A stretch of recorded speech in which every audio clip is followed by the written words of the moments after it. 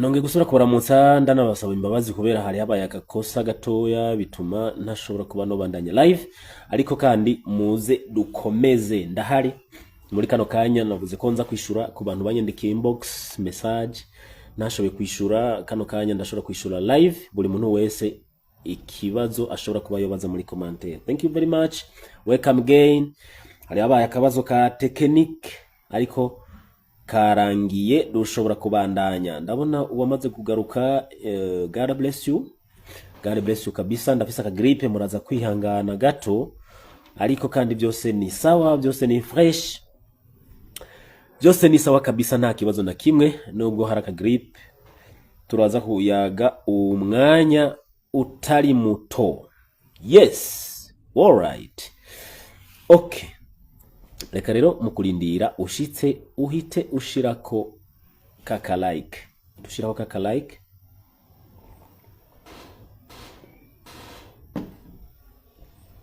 Tukora nk'utuntu dushushe guys, kugira ngo numve ko no mera neza, kubera ibintu vy'ama gripe byambangamiye sana kabisa, ariko nibishobora kuko umunwa uracuguruye n'ururimi ruracameze neza, kiretse amazuru no mu muhogo gusa, ariko ibindi byo meze neza kabisa.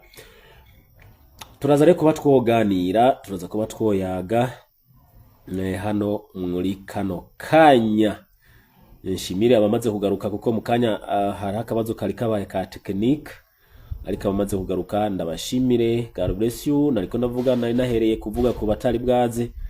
Iyo uje uvuye mu kazi urarushe, uje kuri Facebook, uje kuri YouTube, gerageza urabe comedy kugira ngo uruhurire mu mutwe. Nivyo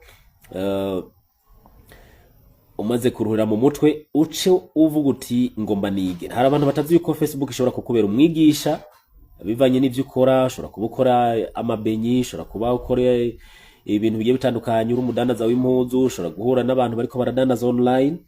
Muri ico gihe iyo uri seriye uja kuri Facebook uvuga ati ndaza kurelaxinga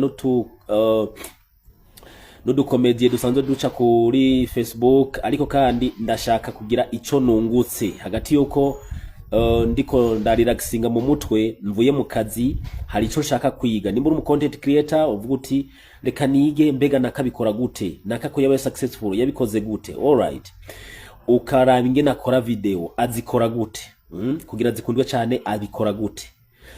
Iyo rero uje kuri Facebook ntukaze kugira ngo ushobore kuba wotakaza umwanya gusa, ahubwo uze uvuga ngo ndashaka kuba no kwiga nkagira ico nungutse ku mwanya ngiye kumara kuri Facebook. Nimuza kumara kwisa kuri Facebook uvuga ati iminota 30 cyangwa 20 ndaza kuba ndiko ndatwenga, ndaza kuba ndiko ndarelaxinga kuko abakomedie ni benshi, ndaza kuba ndiko naraba mwe nkunda, ariko kandi nanje niki ndahigiye. Yes, ushobora kwibaza nawe ico kibazo hane ni iziki, ngo muri no live ushobora kuvuga uti niki nize ko nafashe umwanya nimba yoba ari minota 2 ngaca nja ku bindi, niki mvuyeho ndahigiye. Yes, ikintu cyambere wohigira muri kano kanya nimba uri mu content creator, all right, gukora live nico kintu cyambere kiduza page yawe.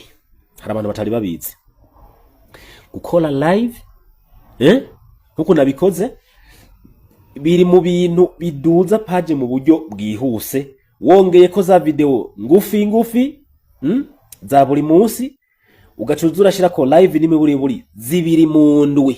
Aho nariko ndigisha mwaba abantu 13 mbona bari live, hashobora kuba harimo umuntu ikarakora nawe ashaka kwinjiza amafaranga kuri Facebook. Uri mu content creator, nihagire indwi yohera nimba ukiri hasi ushaka kuzamuka udakoze live. Twese turacari hasi turiko turazamuka kugira ngo dushike kuri 500,000 followers, 100,000 followers, 500, yes. Ariko ukiri hasi ugifise 1,500, 2,500, 600, gerageza buri ndwi. Urumva hakana buri ndwi ukore live basi nubwo yobimwe, kandi kenshi urabe amasaha abantu baba bari kuri Facebook, baba bariko baraxinga, bariko bararelaxinga, baruhutse. Yes, hanyuma ukore live imwe. Gukora live bigenza gute? Tegura topic, hanyuma ugende uyandike kuri titre. Nuko ubona nabikoze ngaha, navuze ngo ndishura commentaire zose, navuze ngo ingo tuyage live, muze tuyage, ndishura commentaire zose. iyo ni titre uba wayiteguye, ukaba wateguye telefone yawe, kabisa umuriro, kabisa internet, hanyuma ugaca uvuga uti ngomba nkore live. Naho yo biminoti 30, 20, 25, isaha wishoboye bivanye n'ivyo ukora, uri nk'umudandaza hoho, cyangwa uri umukomediye, twatukomediye niho wigira nubwo washobora kuba kuko hari abakomediye bakora kuri stage, hari abakomediye bazikorera kuri social media, hakaba n'abakomediye bakora stand up comedy. Stand up comedy mu kuyigira uzoyimetrize uyimenyere, nuko uzoza urakora ama live ukatuzana nka comedy ngaho umunsi umwe tukaterama turi kuri live, turi muri comedy tuko turarelaxinga mu mutwe.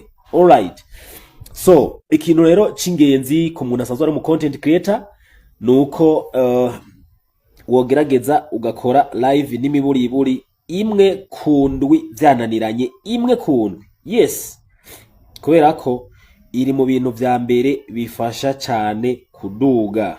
Yes, iyo live rero wayiteguye biba byiza cyane, biragufasha ko ugaragara ku rwego rwo hejuru kabisa.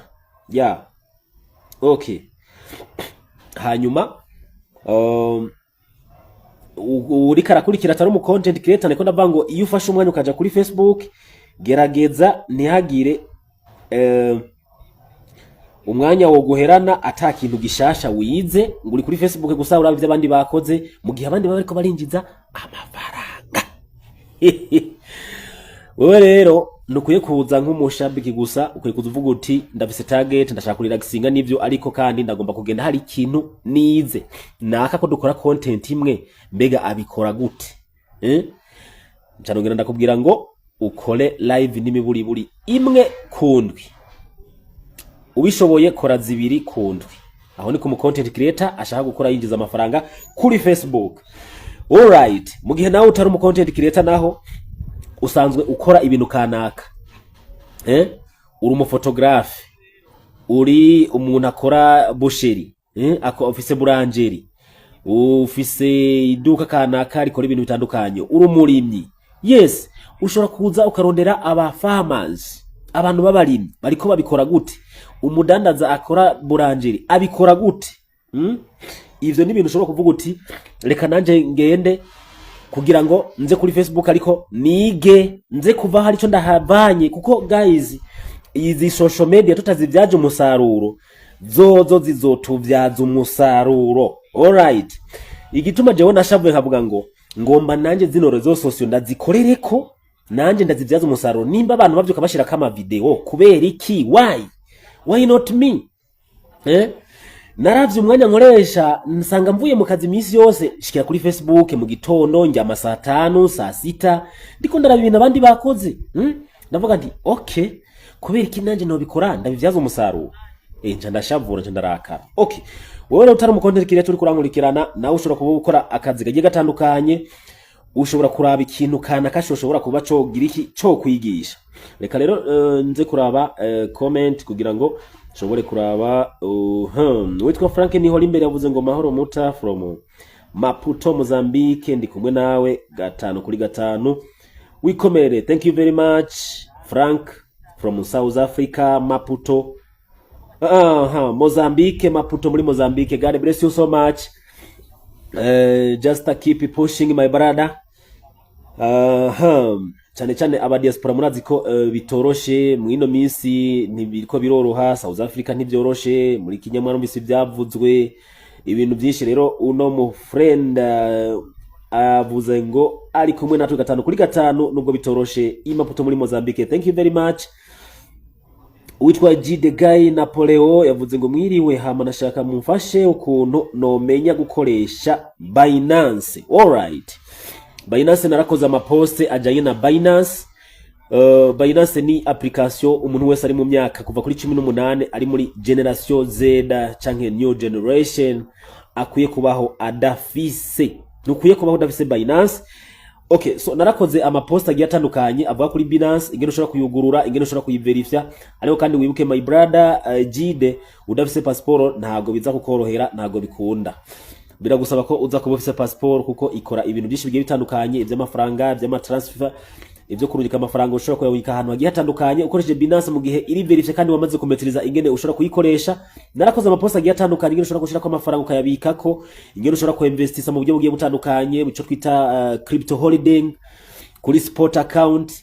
Abenshi bakunda kubikora mu ma Trust wallet n'izindi wallet zigitandukanye atarama exchanges, ariko kandi nubwo bikora muri Binance nabwo nta kibazo mu gihe uri umuntu uri serious uzi ivyo urimwo ushobora kwama ukurikirana amakuru ngene ariko aragenda ku ma coin uba waraguze. Okay, Binance rero ni application umuntu w'umujene wese akwiye kuba atunze. Wavuze kumenya ingene uyikoresha, ikintu ca mbere nuko uyiteresha reja, hanyuma narakoze amaposta agiye atandukanye, umaze kuyiteresha reja ukayiverifya ukoresheje passport. Hari uyundi yitwa Linki Kibi yavuze ngo none mutajeko na kwije kira kintu ko ntararonka monetization. My brother, kukwiza kira kintu singomze sintaho ico bisigura sindaguciye intege, ariko hariho nuwakwije 100,000 followers ataronka monetization bivanye niki yakora ntuze yakora video tugufi cyane. Narabwiye ko video ngufi cyane zituma uronka followers mu buryo bw'ikibirira kandi bwihuse. So gukwiza kira kitu rero simba numva ibyo ushatse kuvuga, kubera ko hariho muri uretse iyi bonus batanze ubu yo gukwiza 300,000 followers, ubundi hari ico twasabwa 60,000 watch time hours. Bisigura ngo abakora vya YouTube barabizi ivyo bita watch time. Hariho kuri YouTube bagusaba 4,000. Kuri Facebook rero badusaba kuri zijya release zijya video.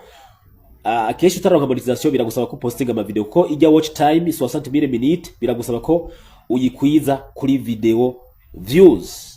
Alright, so gukwiza rero vyose sinumva ko ari kritere. Ikindi naco biravana n'igihugu burimo, kuko ibihugu byose bikunze kwemerera monetization. Ibihugu byose ntibikunze kwemerera monetization nk'u Burundi, surtout u Rwanda biracari kuri pending list kugira ngo bishobore kuba byo kwemererwa kwinjiza amafaranga kuri social media, Facebook, YouTube, TikTok, Instagram n'izindi social media. Okay, aho rero kuri iki ngire ko umuntu ari mu gihugu kitari eligible ushobora kubikora ubifashijwemo n'umuntu ari mu gihugu kiri eligible. Bari muri Tanzania, bari muri Kenya, bari muri Uganda, Canada, Australia, USA, Germany. Ushobora gufashwa n'umugenzi ari mu ivyo bihugu ukamuha konti yawe ukayimanaginga mu gihe ufise page, umugira admin. Umaze kumugira admin acha postinga, umuha poste zawe kuri WhatsApp akabari wazipostinga mu gihe umwizeye ni wacha gukorera vyose ivyo usanzwe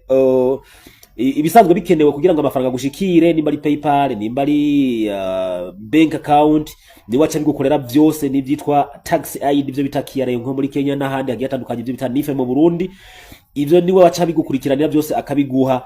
Ndanabibutsa ko iyo service dusanzwe tuyikora mugabo iri muri service zirihishwa. My brothers, ni service isaba ibintu byo kwitanga cyane kandi hari n'ibironderwa muri government, bigatuma rero iyo service tuyirihisha amafaranga kandi atari make. I want to be clear for this. Iyo service turayihisha ivyo ku managing account zikaba monetize ku bantu bari mu bihugu bitari eligible. Yes, urumva rene ko ndakubwira yuko bica bivana n'igihugu rimwe, bigaca bivana kandi na konte yawe eske nta bihanirimwo, nta bintu yaviyoye, nta mategeko yarenze, ibintu nk'ivyo. Okay, bari kwishi François, hello frere, ubikora neza cyane. Thank you very much my brother François. Bari kwishi no muntu nkunda cyane kabisa, n'umufrere nawe nyene abikora neza cyane gose. Atanga n'impanuro nyinshi zigiye zitandukanye ku bantu bari mu gihugu ca Kenya bakunze kuba boja mu bintu bishobora kuba byo bagira nabi. Arakunda gutanga impanuro ubita François. Bari kwishira urumva ko tunitiranwa, twarize no kwishura rimwe kuri Internet Lycée Kiremba Sud. God bless you my brother. Umujene aciye ubwenge cyane gose, tukigana yaraciye ubwenge gose. Tuya kwishura rimwe yari umuntu yakunda kuba uwa mbere muri A, nanje ndamengana ari muri B nimba ntihenze, ariko numujene aciye ubwenge kandi uravye ningene akora abikora neza cyane. God bless you my brother, nawe ubikora neza cyane kabisa. Thank you very much. Okay, hari wundi bita ngo Mr Gehe Toxis, nawe yasizeho ngo ngurira akantu ku kantu navuze nza kugura, wonza ukagurira n'umuntu yatoye bije bintu nashize kuri post nashize ko hajya kuri post iriko nashize ko mukanya uza gutora amazina ya bije bintu bibiri biri hajya kuri rya post niwe nza kugurira akantu uwatoye ayo mazina, nza kuraba comment ya mbere y'umuntu wagitoye. Ni ibintu bibiri na postinze tugiye gutangura gukoresha ama video kugira ngo dushobore kuroba tworonka ama video ameze neza haba kuri Facebook haba kuri YouTube. Umuntu rero aza kubitora niwe navuze ko nza kugurira akantu my brother. Okay, bamwita Wizibere Ivan Bibse, ndayishimiye yavuze ngo share muri groupe ya WhatsApp. Okay, yashizeho nimero yiwe. Nimba wabitoye ndaza kuraba comment ya mbere y'umuntu yanditse amazina abiri yabijya bintu bina postinze bijanye n'ibikoresho. Never give up studio twabaye turaronka kugira ngo dutangure gukora ama video ameze fresh. God bless you. Witwa bari kwishi n'ubundi aragarutse avuze ngo hello bro, ubikora neza, dusengere abari South Africa. Dusengera abari mu South Africa kabisa, ntabwo bimeze neza, bari mu bihe bitoroshe, ariko kandi Imana n'ingabo, Imana irababona. My brother François, dukomeze kubasengera. Turashiramo naka karirimbo karyoshe iyo uri kurakora content, kajya karirimbo karangyohera cyane my brother. Ubikora neza cyane. Abantu rero bari muri South Africa ntivyoroshe, eka n'ahandi hagiye hatandukanye. Muri ibyo bavuze ngo ingenzi iri mu mahanga ibiri mu bibazo, ingenzi iri mu mahanga ibiri mu bibazo. Rero ubuho bigiye byiyongera incuro nyinshi tutigeze tubibona ko. Ariko kandi ngo muri South Africa ho bavuga ko atari rya mbere bibaye, bikunda kuba vyaba abanyagihugu baho bafise ivangura ku rwego tudatahura ugwarigo, tudatahura n'impamvu. Rero François yavuze ngo tusengere bene wacu bari muri South Africa, abari mu bihugu byo bagenda officially, abari nko muri za Dubai, za Serbia bagiye biciye mu mategeko bo biroroshe, ntabwo ari birenze. Ariko no muri Dubai narumvise ko habaye mu misi heze habaye akajagari, hakabaho abantu bahagaritswe no mu kazi, nabo ntiba byoroshe. Rero my brothers and sisters, muri fighting, muri kugwana, mugwane kigabo kandi Imana imbere, natwe Imana izotugirira neza. Abashinzwe muri ko ariko vyagenze nabo bari barasanzaye, bari bakinye kuturusha, ariko bakagenda kurondera ubuzima mu bihugu bigiye bitandukanye. Mu bihugu bigiye bitandukanye baragiye barashwiragira, ariko no munsi murabona yuko ari igihugu kigira kabiri kiri puisa, kiri super power. Igihugu kigira kabiri kiri super power havuye Leta Zunze za Amerika, ariko naco ntiwomenya yuko naco kigeze kuba gikenye kurusha uko twe igihugu cy'u Burundi gikenye atakazi gahari. Rero ntihagire uwoca intege wosa aho uri gupambanira kabisa. Respect guys, aho uri hose wumva uri kurapambana kabisa, wumve wo pambana. Kandi ndabafitiye n'akantu nshaka kuba nobwira diaspora wese yo bari mu gihugu giye gitandukanye, ntuzove mu gihugu urimo nimba kiri eligible utakoze bino bintu by'ama social media, utagiye ubimonetije, utagiye wabihejeje. Uko vyogenda ko zopamane nivyo ntidufise ingabire zimwe, ariko wofu muri abo mu brother nimba udafise iyo ngabire, ukaraba mu brother wo mu gihugu ari mu gihugu kamufasha kumonetiza urubuga. Nimba uri muri Kenya, uri muri Tanzania, uri muri Uganda, uri muri Tanzania, uri muri Canada, uri muri Australia, uri muri South Africa, ugerageze ntukore iryo kosa ryo kuva mu ico gihugu kiri eligible utamonetije imbuga zawe Facebook, YouTube, TikTok na Facebook.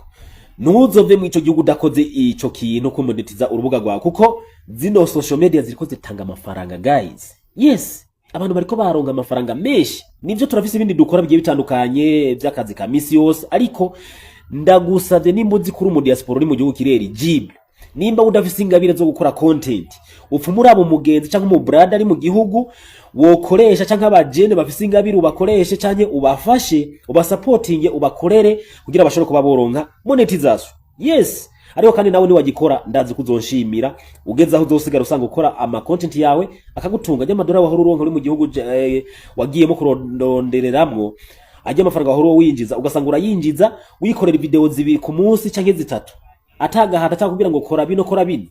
Ubu turiko turakora dusunika kubera tukiri hasi, ariko nagira ndabwire ko zino mbuga ziko ziratanga amafaranga. All right, twako turishura commentaire y'uwitwa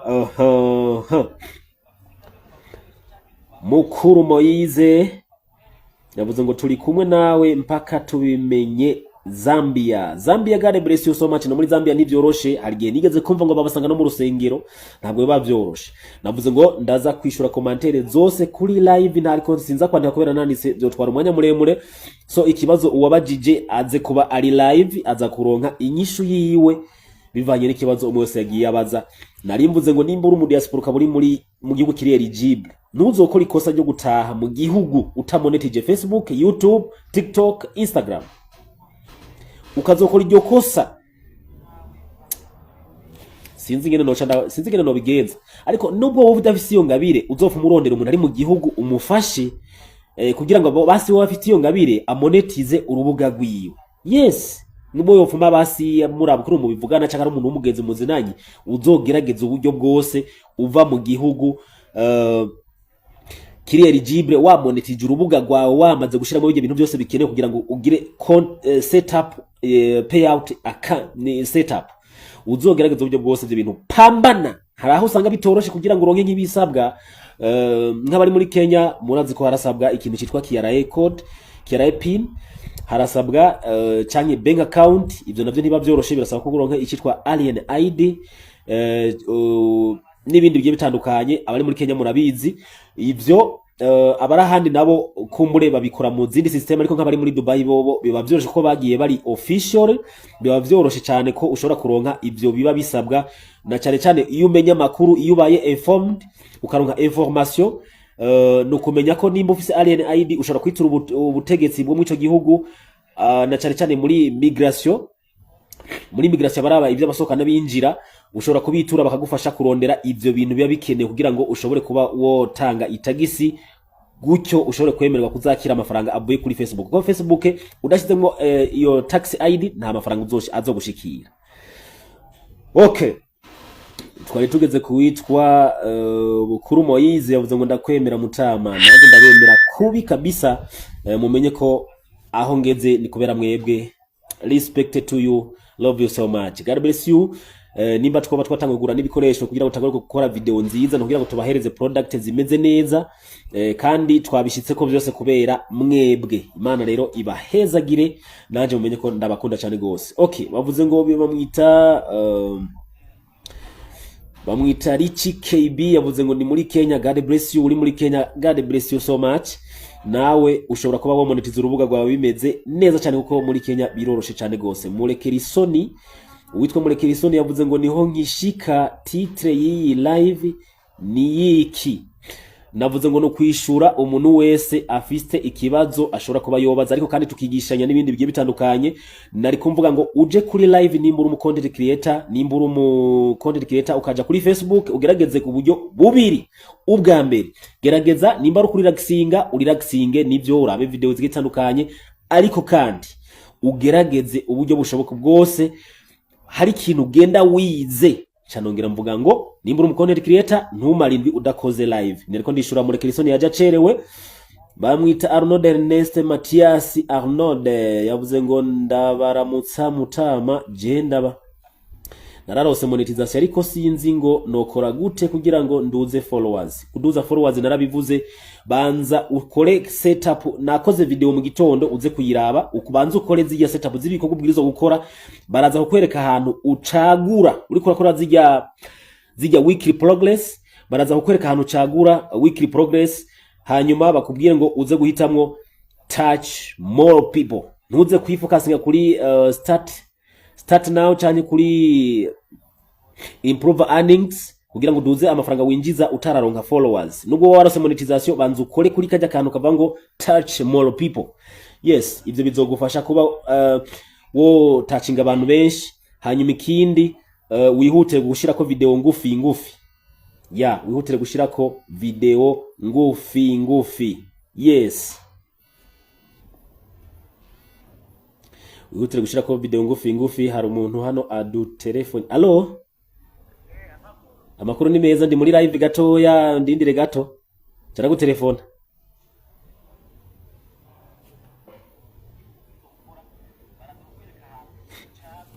Okay, hari umuntu yaradutelefone hano gatoya, ariko turakomeza. Twari tugeze kuri Murekerisoni, yarabajije ngo mbega titre ya kino kiganiro ni yihe. hehe. Witwa rero Arnold nawe nyene ariko ndamwisho namubwiye ngo nimba ushaka kuduza followers kora video tugufi tumara 15 seconde 20 seconde 30 seconde kugira ngo urubuga ruduge, hanyuma uyibande gukora live n'imiburi kabiri mu gukora live. Yes, hanyuma hari uwo bita private, Arnold Erne awo bita private yavuze ngo niyo kwizera, yavuze ngo ndagukurikirana 5 kuri 5 uri seriously. Yes, God bless you. Iyo umaze kuja mu kintu ubundi nawe yavuze ngo aho mukecuru atoye uruhindu ahita ku ruganda. Alright, bivuze ngo umunsi nkora nkabona ko ndose monetization, narabona ko bishoboka, ariko igihe ntari bwakore hotre, ntari bwatorotera amafaranga ashikire ndayabone, sinari bwabone ko bishoboka, ariko igihe nabikoze nkabona ko bishoboka, ubu rero nibwo nabaye serious, nibwo bigitangura rero. Ubu nibwo bigitangura kuri Facebook, haba kuri YouTube, aya mafaranga tuzoyajya pe, kandi tuzoyajya tu. Kandi namwe nimwe nkurikirana ubyipfuza, dushobora kuzoza turigishanya ibi nabiriya twese tuyafungure kabisa tangorane. Nariko nabwira aba diaspora ntuzokora ikosa ryo kuva muri ico gihugu rimwo kiri eligible udakoze uta monetize imbuga zawe Facebook, TikTok, Instagram n'izindi zose ziba zikora zishobora kuba zohemba aba content creators. Niwa kuri iryo kosa reba nduhuye kabisa numugere umwe canke ingumi imwe. Yes, navuze ngo nimba utabikunda urafumura mu branda ari mu Burundi yifitiye umwete n'ishaka afite n'ingabire n'impano, umufashe amonetize urubuga rwiwe. Yes, so uritwa rero yavuze ngo private, yaravuze ngo ndi serie. God bless you, thank you. Okay, bamwita mediatrice mpawe nayo ndayikeneye kuri WhatsApp, ndagukeneye kuri WhatsApp. Lindira gato duheze live nchanza byihuse. Witwa Finance Emenda yishimiye yavuze ngo hello. Justin Nibikora yavuze ngo respect brother, thank you very much, respect you too. Bamwita Mr Familo yavuze ngo big up son, thank you. Simon Ndayiragije yavuze ngo komera mutama turakumva, thank you very much. Witwa Finance Emenda yishimiye n'ubundi yavuze ngo ingenzi iraruha n'ukuri, Imana yorohereze abarundi bose aho bari, nivyoroshe n'ukuriya kabisa, nivyoroshe. Abari muri Zambia ntivyoroshe, abari muri South Africa ntivyoroshe, no muri Kenya kamara byumvise ko mu minsi iri imbere bitazoba byoroshe 2027 ntago bizoba byoroshe. Byaranatanguye, murazi ko mu minsi heze hari n'abahasize ubuzima bazira kuba bari mu ico gihugu. Ugasanga rero barahuye n'ibibazo bigiye bitandukanye. Mu byukuri nivyoroshe, ariko Imana igenda tworohereza. Reka natwe mugabo tugenda duca ubwenge, akanyoni katagurutse nikamenye yo bweze, ntayandi mahitamo dufise, ariko kandi natwe Imana izotworohereza kandi Imana izotugira neza. God bless you. Imana ishaka kudukomeza no kutworohereza abari gupambana hagiye atandukanye kabisa. God bless you so much. Twizere ko mu minsi iri imbere natwe Imana izoduhindurira ibihe, kuko ivyo turimwo no munsi ubukene igihugu cyacu kirimwo nawo bwita n'ubukene, ahubwo ni opportunity. Je ngunze kuva ko ari opportunity, kubera ko nimba atanyubako zihari, nimba atakazi gahari, ni wewe ni jewe wo gukreatinga akazi. Leta yonyene ntavyo yoshobora. Ico bokora gusa bodukurira hize biturire vyama biriko biraribwa, bodukurira yuko kujya ibintu byari by'abene igihugu, byari byo kubaka amabarabara, byari byo kubaka ama hôpital, byari byo kubaka ibisagara bigiye bitandukanye, bigatuma abantu boronka akazi.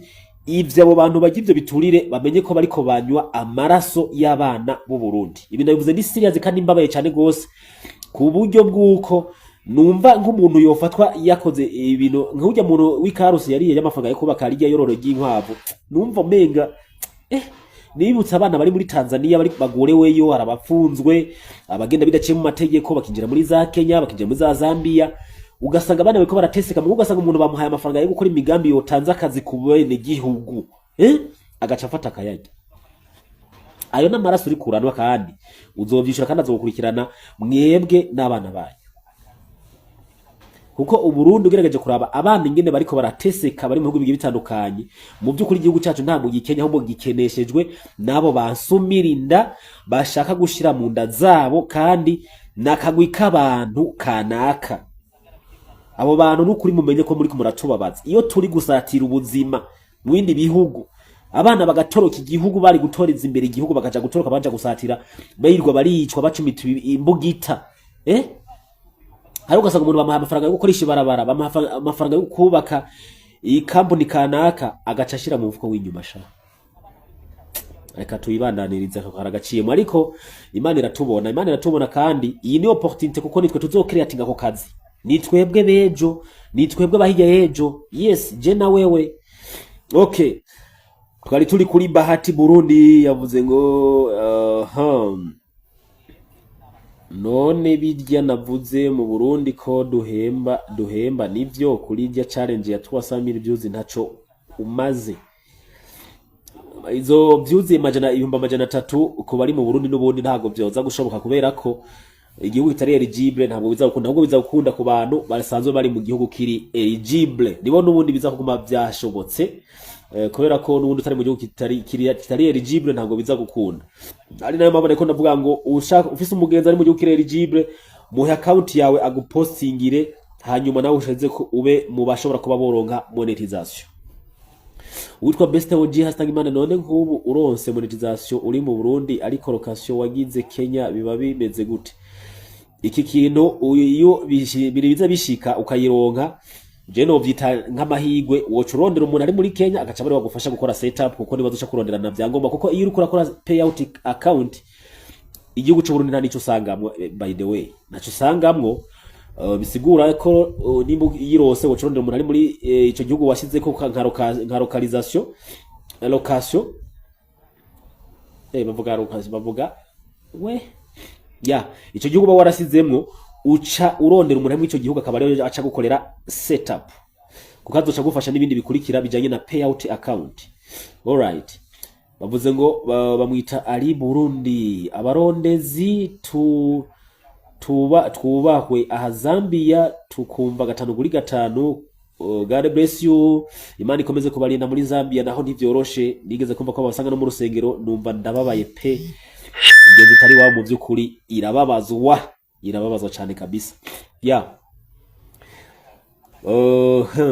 witwa Egide guys shira muri group ya WhatsApp okay ndaza kubikora Best Side Mbula yashizeho link yavuga ngo tumufollowing guys dushobora kubikora bamwita Node Ernest nawe nyene yazanye link tumufollowing Busoro Media komera cyane mutima none umaze kubironka utashe bica bigenda gute uguma uyaronka yes umaze kubironka utashe uguma uyaronka ko uwakoze dufate akeshi nk'abantu baba diaspora ni waba uri mu gihugu kiri eligible iyo uri kurakora payout account my advice cyangwa impanuro no guha uzokoresha PayPal nimba uri mu gihugu PayPal ikorana n'ico gihugu uzobanza ukore setup cyangwa PayPal uyiverifye nivyo hanyuma uzocokoresha PayPal ucuyiconnecta na nimero y'itelefone uzoburimwo hanyuma umaze kuyiconnecta na nimero y'itelefone uzoburimwo nimba bakoresha mobile money nk'abari muri Kenya canke nka za Dubai sinze za Dubai ntabyo nzi ariko abari muri Kenya bobo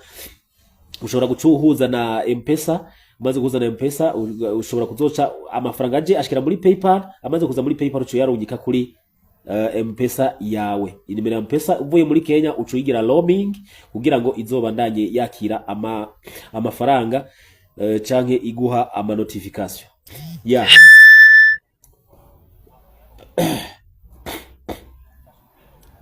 Mureke Isoni yagarutse nawe nyene yazanye link witwa Elifazi God bless you my brother nawe yazanye link yashizeho twa tuntu tumeze nk'utuntu two gushima God bless you babita Busoro Media bavuza ngo jewe bamaye ijya ya challenge ndi kuba followers 7 jewe ko no kuri YouTube channel ndahari thank you brother Media Busoro God bless you ariko rero uri kuri 7 gerageza urabe ko wo pamana ukwize uko imisi iriko irarangira bamwita Adams Burundi navuga ngo reception bisobanura iki haguma ari 0 ni kubera iki aho bisigura yuko ushobora kuba uri mu bihano cyangwa ushobora kuba posting kuko reception bisigura ni comment ni like ni ngenda abantu baraba video aho bayishikana mu kuyiraba hanyuma kugira ngo bagushire ko ama scrolls abagushire ko nimba ufise nka 0 nukuvuga nturakwiza views igihumbi ufise views igihumbi bacha gushira ko ufise ibihumbi bibira gushira ko 2 bivuze ngo score imwe kuri 10 ufise 10000 ufise 10 nukuvuga ni ku munsi ni evaluation igenda iba buri munsi 24 hours ubu nabo bamwita Sadoki yavuze ngo mahoro nanje ndashaka umbarire aho twohurira ibiregera nimero za WhatsApp ngizo mpa inyishu jewe ndushobora guhura kuko ntago ndi mu Burundi my brother. Bamwita James Frank igira neza turi kumwe 5 kuri 5 gusa page yanje ntiduga sinzi ingene vyogenda kugira ngo iduge. Nakubwiye ngo kugira iduge kora video ngufi kola live n'imiburi zibiri kundwe. Hari abantu batinya gukora live ngo ingene basanga ingene bameze my brother. Ibyo bya Facebook navyo yitayeho wowe icuza kuvuga icuza kubwira abantu cyushira muri video nico Facebook iraba. Rekana n'abantu kola live zibiri kundwi upostinge video n'imiburi zitatu cyahe zitanu buri munsi ngufi 15 seconde 20 seconde 30 seconde mu gihe ukiri ushaka kuduza urubuga. Ni uwo muti wonyene ukora nta wundi. Ngo bamwita Hamadudu Hermes Emmanuel yavuze ngo nukuri mwagerageza Imana ibakomeze kweri mubandanye igikorwa cyo gufashanya kweri. God bless you. Mwiri wa mahoro yaciyazana na link nawe yene yavuze ngo bamwita Zakarito 57 yavuze ngo nawe tumufollowing. Bavuze ngo bamwita Makade yavuze ngo namahoro nshaka mushire muri groupe ndaza kugushiramwe mu kanya ndaza kurabiza komantere zose ndagushiramwe mu kanya. Bamwita Bahati Burundi yavuze ngo none mu gihe woronka umugenzi ngo mu gihe woronka umugenzi none mu gihe woronka umugenzi yari Kenya akakugururira account ya Facebook hama ugacukrea page ni Burundi woba monetize ugahembwa ahubwo agukirereye wewe ucusigara ukora ama video kujya nyene usanzwe yakora hanyuma ugacumurungikira akabari wa postinga mu mwanya wo gupostinga. Nubwo postinga video zibiri kumwe cyaje zitatu akabari wa postinga ivyo ko ari wo postinga never ntago byavamwe. Bamwita Tungimana Arikade muzehe ni impore jemeze neza kabisa muguwe neza je ndashima sinzi nawe Arikade.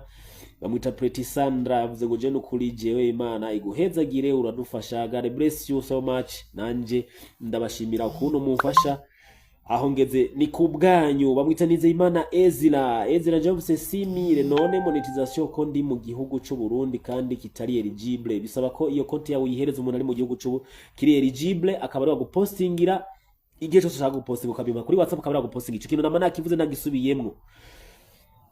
Nizeyimana Ezra yavuze ngo mbega baja live gute hari akantu kameze akamenyetso ko guteranya iyo uri kuri ya konti yawe hari ahantu hari akamenyetso ko guteranya kandi akamenyetso uzoca ugafyonda ko uzashaka kwereka post release live stream uzoca ufyonda ahantu handitse live.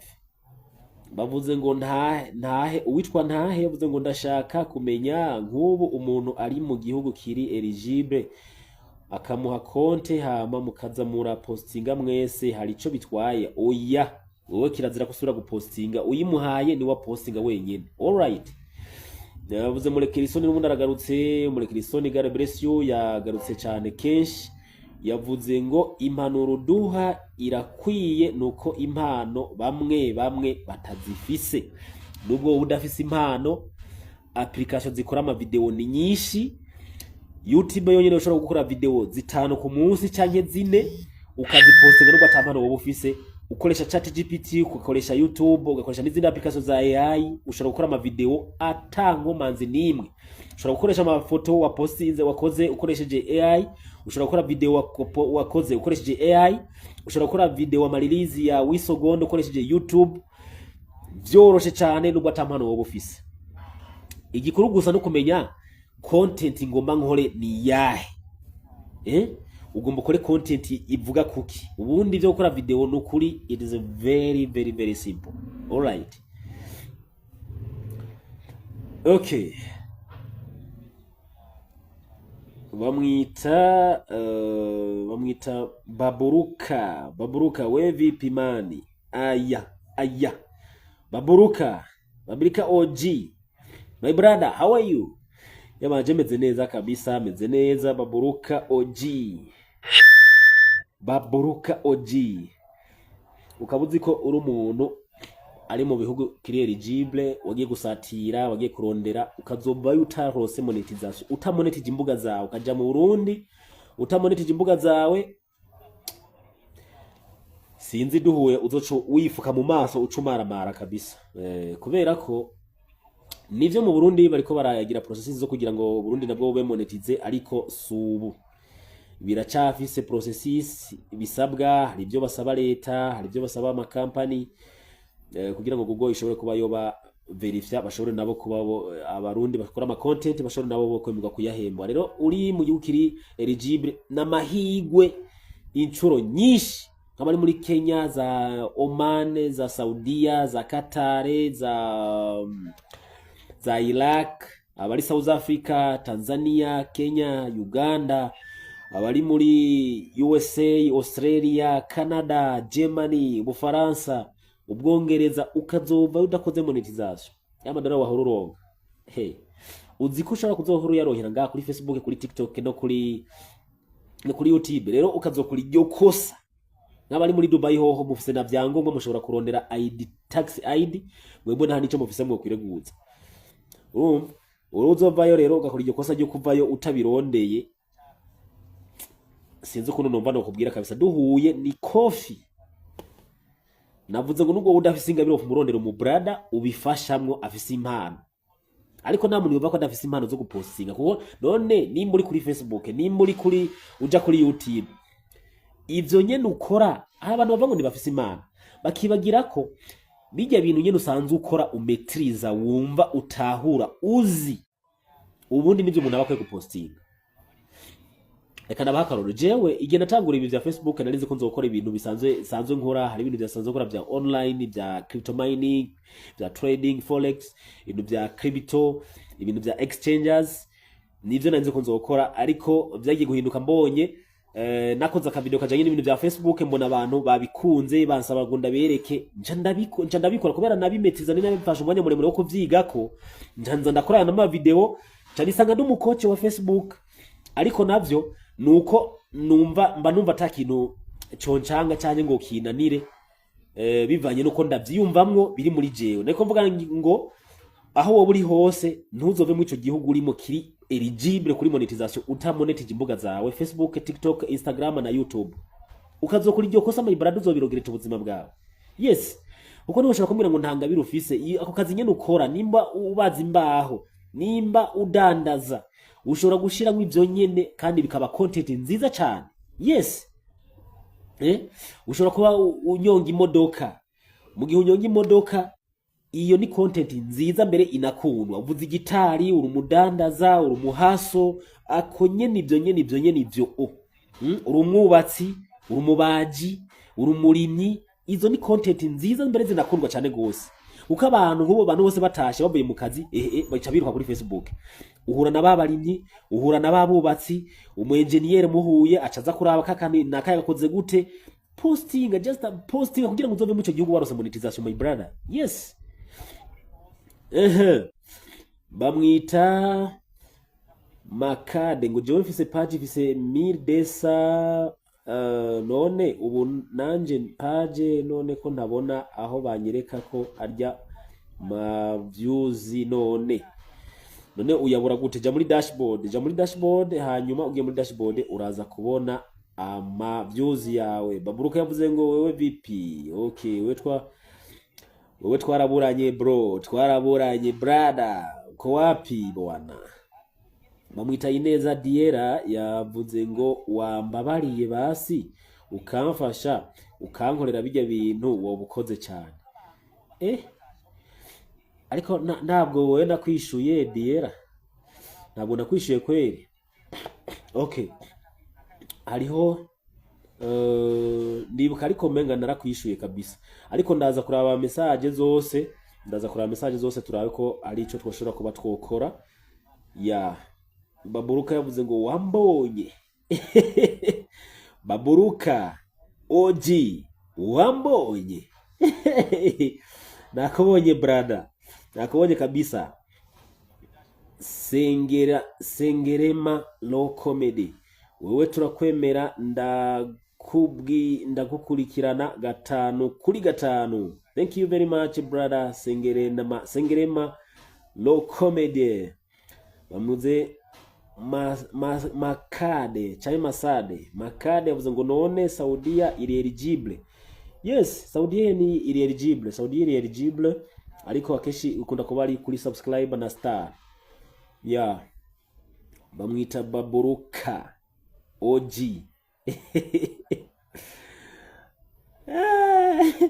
Wewe mukora, wewe mukora wewe.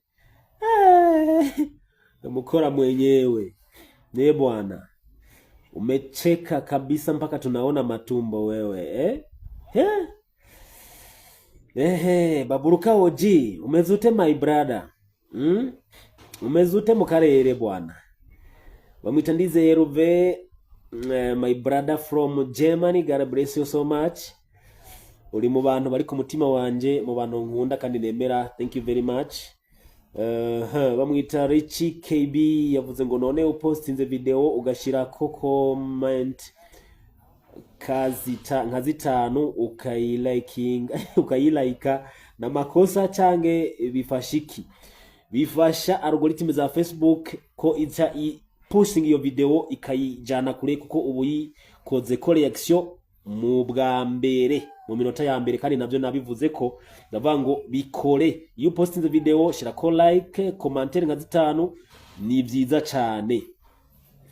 Babwire bwana. Bamwita Ndizerve, God bless you so much, respect to you my brother. Bamwita Baburuka ngo OG ngo warantotse. Ico kirundi wandika ni cyahe brother? Bamwita Desire Philip, papa jewe fisi kibazo kirekire kimeze gute my brother? Kivuge. Fabrice Wane Habonimana, none ku bantu bari mu gihugu kitari eligible woba monetize gute? Ibyo nabivuze none ndabisubiyemo. Usaba umuntu ari mu gihugu kiri eligible akaroba gupostingira, amaze gupostingira ushobora kuba woronka monetization byoroshe. Navuze ko iyo service iri munzo dukora ariko zirarihishwa. Iyo ni service irihishwa, umuntu yifuza ararihishwa kandi amafaranga atari make.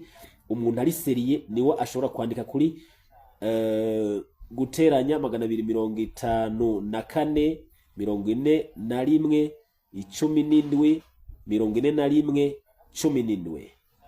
Uco twandikira kuri WhatsApp tubagufasha iyo service. Eka nabifuza aka kantu mubona kitwa blue tick, aka kantu kagavika kaza kuri Facebook, umuntu yifuza kuba yogaragara canke akagira confidence nimba ari umudandaza, nimba ari umuntu akora ibintu kanaka yifuza kugira confidence yo kuri account yiwe, ushira ko blue tick. Navyo ushobora kuba wo duhamagara kuri please 254 41 17 41 70.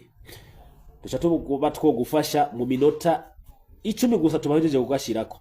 Hanyuma kubifuza kumonetiza imbuga, iyo service turayikora vraiment ariko irarishwa amafaranga kuko hari ibyo turondera, hari ibyo dukora n'umwanya, ni service nako turi hana abandi bantu. Ico kiravuyemo kuri uwe rekarabaza ngo abatari mu gihugu kitari eligible bo bamonetize gute? Ndacishuye.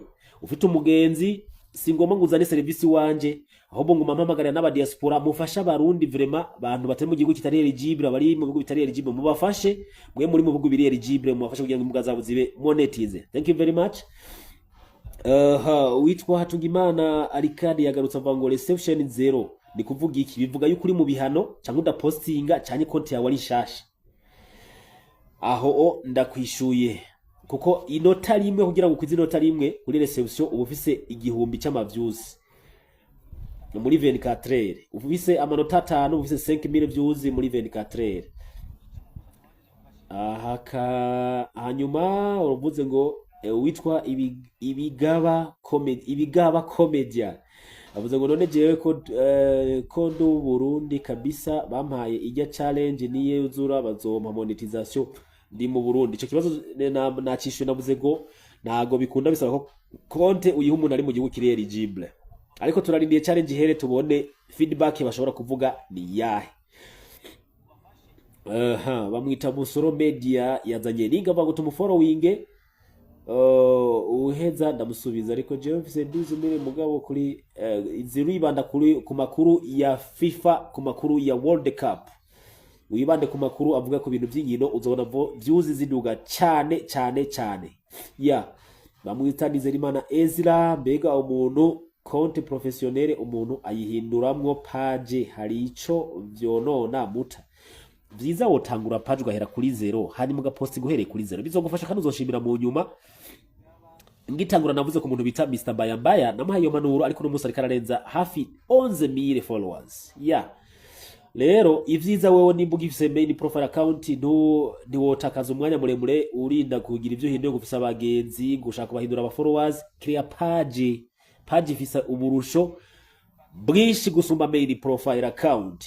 Alright, namwita Fabrice Walne Habonimana go kandi baranyatse recommandation baranse kuyisubiza nokora gute ndayihebe saba review hazi ndizubiri usubiremwo hanyuma ufute icyo baguhoye ugikosore.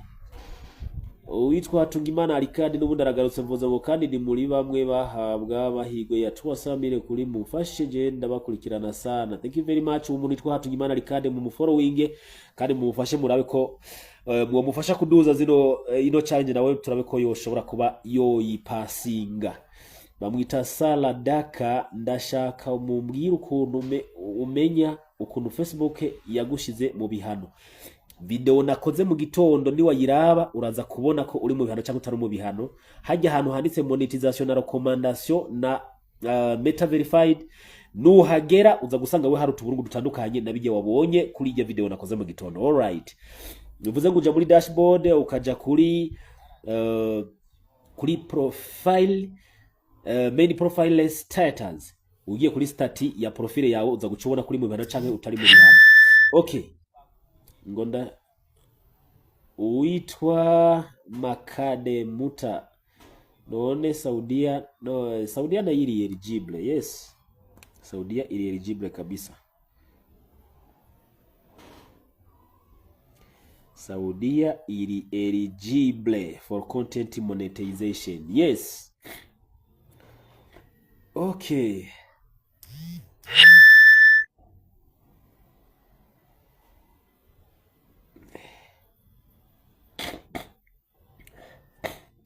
Nkaize nababwiye ko mfite aka gripe karamereye nabi kabisa kubw'ivyo harakantu ndiko ndanywa hano gashushe kugira ngo numve ko mu mihogo kumbure no nkaka mitende.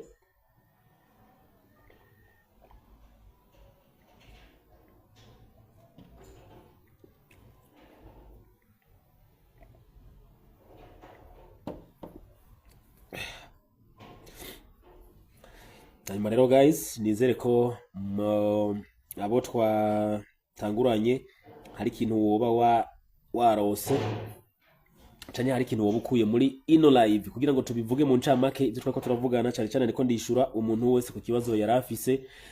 Nabonye abantu ngomba kuja kuraba kuri WhatsApp nkamenya ko nsabwa kubishura kuri ku kibazo kana kaba bafise.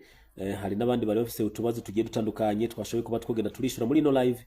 Hanyuma kandi twarabiye hamwe tuza kuraba ko iyo uri umuntu uri mu content creator ugiye kuri Facebook ugiye kuri YouTube gerageza urondere bya bindi ushaka kurondera, nimba ari makuru, nimba ari kuri relaxinga, nimba ari kuryoherwa, nimba ari kuruka mu mutwe vuye mu kazi. Twavuze ngo gerageza ukora ibintu ibi bibiri. Nimba uri mu content creator relaxinga mugabo ugende hari ikintu wize umwanya wamaze kuri Facebook.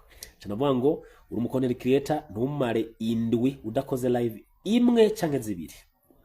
Nimba utari mu content creator naho ugiye kuri Facebook bivanye n'ivyo ukora, ushobora kuri umudandaza, ushobora kuri umurimyi, uri umworozi, uri umuhaso, uri mu gihugu kanaka gitandukanye, rondera ikintu uje kuri Facebook uvuga ngo ndaja kuryoherwa muri no minota ariko mu yindi minota nza kumara nza kuba ndiko niga. Kuko Facebook, YouTube numwigisha. Hari abantu rero bataramenya kino kintu uja kuri Facebook gusa gusikororinga udugumana uko nta kintu uri kuriga. My brother, uraba ibintu byakozwe hari n'abatuka n'abagiri kibe ndabo gusa. Abantu b'abarundi vraiment bahagurutse ku ma social media very very very nice. Bije bizotuma Facebook ivuga ngo reka natwe turabe bana abantu bahagurutse turabico turi bubafashe. Ndabona commentaire hano navuze ngo tugomba twishire commentaire. Bavuze ngo Deco Junior Nizigama yavuze ngo ivyigwa vyiza Mutama ni wirambire. Thank you very much. bavuze ngo Hatungimana Ricard ngo kandi ni muri bamwe. Okay, wewe twakwishuye Sala Daka ndashaka mubwira. Okay wabita Ricard wabita Simeo Samuel bavuze ngo kibazo James Fibi yanje narayimuye muri Kenya but mu kugira setup ntibizohava bimpanga. Wewe bisaba yuko urondera umuntu ari muri Kenya akaba ari wagupostingira ama video ama poste buri kintu cyose akaba ari wagirane akaba ari wagupostingira aho niho uzoheza ukabona monetization. Ariko ndavuga rero kugira ngo tugende gusozera ino live, ariko ndavuga ngo iyo ugiye kuri Facebook ugerageze ibintu ibi bibiri. Icyambere relaxinga mu mutwe nimburushe, rondera twatundi amakuru naba bya bindi bigiye bitandukanye, nimba ari ico ushobora kuvuga ati ngiye kuraba mu comedy kanaka kunda kubayo yotuma nduhuka yurushuvuye mu kazi, ariko ntukora ikosa ryo kuva kuri Facebook utize ikintu kimwe canke bibiri. Ncavuga ngo nimba waje kuri no live you make sure ko hari ikintu ugiye utahanye muri no live. Alright, mu gusozera rero ndabashimira cyane mwese abantu twabanye muri kano kanya twamaze, ariko hamwe hoba hariho umwe canke babiri baje ubunyene ashobora kuba yobaza hanyuma tukatera turangiza. Witwa Busoro Media nawe yavuze yazanye link avuga ngo tumufollowing kabisa, mu bikore mu following guys. Ibigaba comedy nawe yavuze ngo jewe ko okay wewe twakwishuye, thank you very much.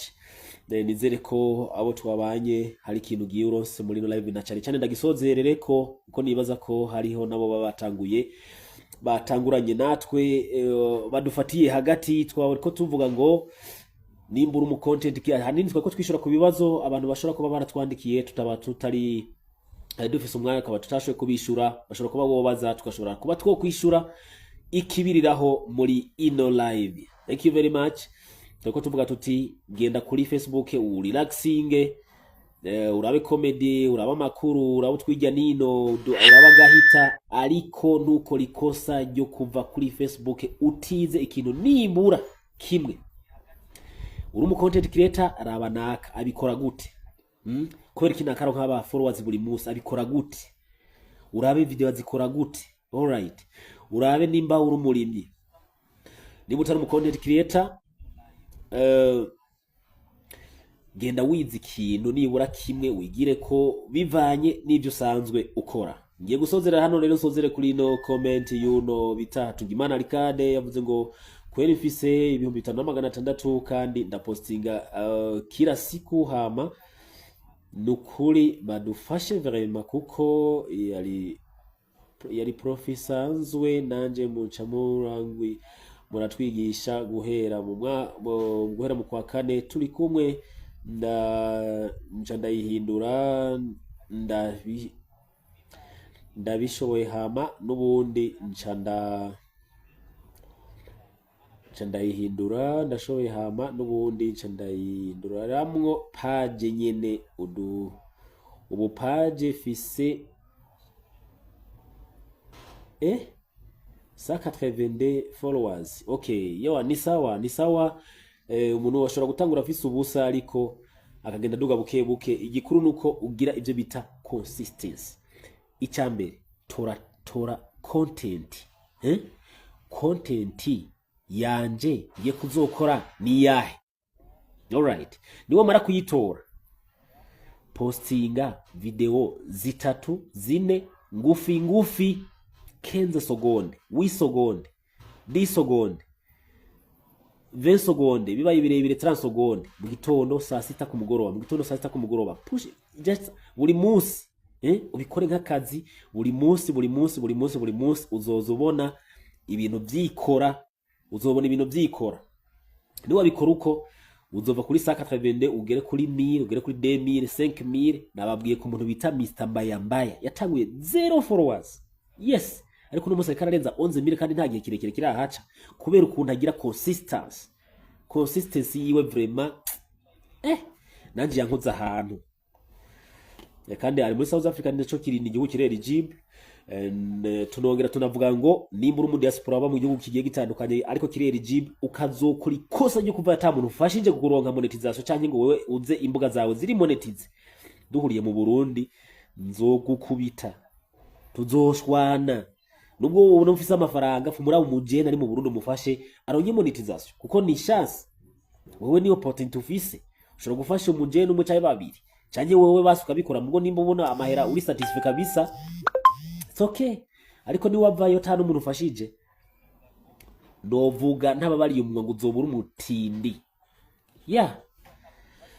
okay bamwita Bahati Burundi Hatungimana Ricade ngo mbega YouTube channel bayugurura gute YouTube channel ko bayugura navyo biroroshe uja muri application yitwa YouTube Studio byose akaba ariho bikorera navyo niba muvyifuza mu bivuge muri comment navyo nzobibereka kandi navyo biranakenewe navyo nzobibereka kuva kuri agusha kuri Z navyo biroroshe cyane nibutsa n'abantu bataraja kudufollowinga kuri YouTube vraiment mugerageze mushire mutuguvu mugende mudukorere subscribe cyangwa mukore sabone ucufite ndantuga kengeri wemeze hajya hano handitse tut kugira ngo tuzohore tubana mu video maremare tuzohora dushisha kuri YouTube yigisha isobano zitandukanye kuri Facebook monetization za YouTube ingene ziba monetize ingene ziduga na bya bindi dusanzwe nyene dukora kuri Facebook video ngufi tuzoza dushisha kuri iyo channel yitwa Never Give Up kirafatanye TV Info Never Give Up TV Info kirafatanye aho ushobora kugenda ukandika muri YouTube aho recherche ucuyibona uraza kubona ifoto isa n'ururuntu ururugabo mubona hano uyibonye kuzo gucupyona hano handitse sabone hanyuma ufite ugakengeri bashaka kwereka hano handitse tut ucupyona kuri tut hanyuma kugira ngo uzokora kwa mubona video zose hanyuma uraza gusanga n'izindi video zose nakanye zimaze kujako ubu twamaze kwitegura turiko turatangura kwitegura kugira ngo tuzore tubaha video zimeze neza murabona ko twamaze kwitegura twamaze kuba tworondera ibikoresho bigiye bitandukanye byo gukoresha kugira ngo tube twobaha product z'ama video zimeze neza murabona ko ibikoresho bimwe byamaze gushaka kuri Never Give Up Studio twamaze kuba tworonka ibikoresho vyibanze kuko gato murabizi karakura nizere ko mu minsi iza tugiye kuba twokugurura Never Give Up Studio muri Never Give Up Company Limited so murabona ko twazanye ni mu cameraman nawe azodufasha nuko bimwe biriko birakorana ari kubereka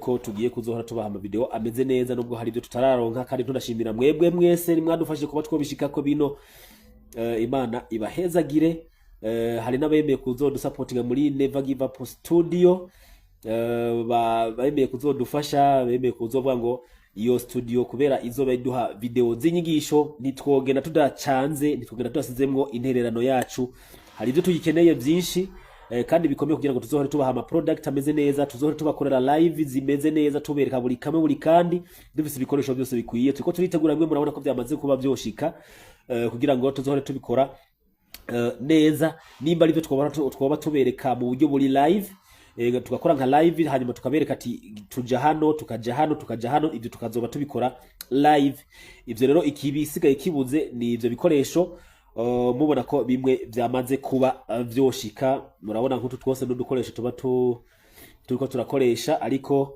hari bikibura kandi bikomeye ariko navyo bizogenda biboneka turi kumwe twese murazi ko bishoboka kandi turi kumwe twese tuzoshika kure kandi gato karakura dushimiye Imana ko bimwe byamaze kuba vyoboneka tunashimira mwebwe mwese mwadufashije abakoze ama like abakoze ama comment abakoze ama partage ni mwebwe mwatumye tubishika ko bino studio rero yitwa Never Give Up Studio igiye kuba yotangura gukora mu minsi iri imbere nitwa batwarose ibyo bikoresho bindi bisigaye bibura kugira ngo tuzobe twakora ama video ameze neza tukakora live tukakwereka ati fyonda hano tubikora turi live iyo niyo vision dufise muri Never Give Up Company Limited. Thank you very much. Nshimire abo twabanye mwese ariko ngenda gusozerera kuri zino commentaire mbona hari uwitwa Jamali Nigel. Jamali Nigel yavuze ngo jewe shitse ubunyene ikiyago ni cahe. Ikiyago cari ico kivuga ngo nimba uje kuri Facebook uri mu content creator wewe ndukwiye kuba interested n'abandi bantu umwanya muremure nimba uri mu content creator fata umwanya urelaxinge n'ivyo urarushuvuye mu kazi wige uraba makuru urabagahita ariko genda wize ikintu kimwe bibiri bitatu ncanavuga ngo muri ino live yanje cyo genda wize nimba uri mu content creator ntumarindwi udakoze live nibura imwe canke zibiri kundwi ivyo biratuma ukura cyane kuri Facebook neka n'ahandi hanyuma tuca turavuga ko abantu baba diaspora bari hanze ko udakwiye gukora iryo kosa yo kuzoba muri ico gihugu urimwo utamonetije imbuga zawe cyangwa utagize umuntu mwe babiri batatu ugenda ufashije kuronka monetization. Tugera turavuga ko iyo service yo kumonetiza imbuga z'abantu bari mu bihugu bitari eligible turayikora, ariko irarihishwa. Ushobora kubikorera umugenzi ni muri muco gihugu, ukabikorera umuntu mwiganye, umuntu mubana, umuntu w'umugenzi kandi uwundi bivanye na confiance mufitaniye. Ivyo nivyo twarabiye hamwe. Tuca twongera tuvuga kandi ko abantu bari gusatira bagwana bapambana bari mu bihugu bitandukanye ko bariko bahura n'ibibazo byinshi cyane. Mwene data mwitwa François bari kwisha taravuga ngo dusengere bene data muri South Africa byoroshe, birabakomeranye kabisa, biraremereye. Nubwo nakoze no live igwaye grippe, ariko nizere ko twashoboye kuba twobana neza muri no live. Niruza ko mu misiri imbere tugiye kuba twoja kuri live, tuzohora dutanga live twerekana buri kamwe buri kandi. Ushobora kuba ufite onda, ushobora kuba ufite hano, hanyuma buri kintu cyose kibe cogenda fresh. So ndabashimire cyane gose, mwarahezagiwe, twarahezagiwe. Never Give Up TV info. Utaraza gukora sabone kuri YouTube, gende muri YouTube wandike recherche, muri recherche wandikemwo Never Give Up TV info. Never Give Up kirafatanye, hanyuma TV karukwako, info karukwako, wandike muri recherche, hanyuma uje gufyonda kuri kajya kantu kanditse kavuga ngo sabone cyangwa subscribe. Ucuvyo hajya kantu hirya kandi kagakengeri, ugafyonda kuca wemeza hano handitse tout. Kubw'ivyo ni wakora ivyo uzokwa mubona video mu bantu ba mbere, na mwabujya ko hagiye gusha hagatokombera. Twamaze kuba turiko turitegura muri Never Give Up Company Limited, twamaze kuba twotangura n'icitwa Never Give Up Studio. Ibikoresho bya mbere twamaze kubironka, nubwo tukibura byinshi. Abemeye ko bazodushigikira mu mwanya ndabasanga inbox, harabemeye $10, $5, $20, sanebwa barondere. Nari ndindiriye kugira ngo mbanze kwereka ko twatanguye, hanyuma abemeye kuduterera gacumu kubumwe kuboko bana kera. Abantu baraterera gacumu kubumwe. Nimba ari umuntu yubaka inzu yaratumirana akati nyamuneka munze mumfashe ndiko ndasakara ino nzu, mumfashe dusakare. Rero hari abantu bemeye $10, $5, $20, $1, $10. Abantu mwavyemeye, ndavyibuka nkuri iyo video ko tugomba kugurura video studio kugira ngo tuzora dutanga product zimeze neza cyane. Ubu rero twatanguye ibikoresho mwabibonye ngibi, tuvyatanguye ibindi biriko birakora hano. Mwabonye ko twatanguye kuza twozana ibikoresho bimeze ngibi. Nibindi rero biriko birakora hano, twamaze gutangura nibindi bizoza mu misiza. Hanyuma tube twokora video zimeze nk'amavuta. Taraja kuri YouTube unyaragase, wandike muri recherche Never Give Up kirafatanye TV ukwacho, info ukwacho, uce ukora sabone, ufyondoka kengeri, ufyonde kuri tute kugira ngo video zo kamugushikira mu bantu ba mbere. Thank you very much guys. Abadiaspora ho muri mwubahwe, abarundi aho muri mukurikirana n'urubuga rwanje mwubahwe kabisa. Thank you very much. Abantu mwemeye support yo kugira ngo dusakare twubake Never Give Up Studio. Mu mwanya mavanda basanga inbox, mwese abazi ko mwavyemeye kuva na kera narindi agacumu kubumwe kamyeho, gushigikirana byamyeho. Wubaka inzu yarahamagara ico biti kibiri, uno munsi nije ejo azoba ari wewe, hanyuma dukore ibintu vy'amavuta bisa neza. Reka duhereze kuri no commentaire. Umuntu yavuze ngo ntiwanyishuye, bamwita Bahati Burundi, ariko wabajije iki Bahati? Sinagomba kugenda nakwishuye, ndagomba kumenya wabajije ngo none uri muri Kenya aguhaye page uri Burundi akayikoresha woba monetize bigakunda? Ntabwo bikunda Bahati, bisaba uwo muntu afise page ari muri Kenya abari wa postinga wenyene. Ndanibutsa yuko abari mu bihugu bitari eligible service turayikora, ariko ni service irihishwa kuko hariho idokima umuntu aja kurondera muri government. Thank you very much. Ndabashimire cyane gose abo twashoboye kuba twobana. Uduhereze kuri yitwa ngo Bomberje nizera Imana, yavuze ngo bwira aho uherereye ndoze kukuramutsa. Thank you very much. Nibaja kundamutsa uze kunonera inbox tube two bivugana. Wifuza ko duhura ndahari, ubishaka undondera inbox WhatsApp please 254 41 17 41 71. ndabishoboye mu gifaransa wewe kuko mu gifaransa byahora bingumira no mu kirundi, ariko mu congereza +254 41 17 41 71. Thank you very much abo twabanye mwese, ndabashimire, ndabipfuriza ijoro ryiza, ibihe byiza, Imana ibahezagira, Imana ibakomeze, tubandanye dupushinga aya mafaranga ya social media tuzoyajya. Thank you very much.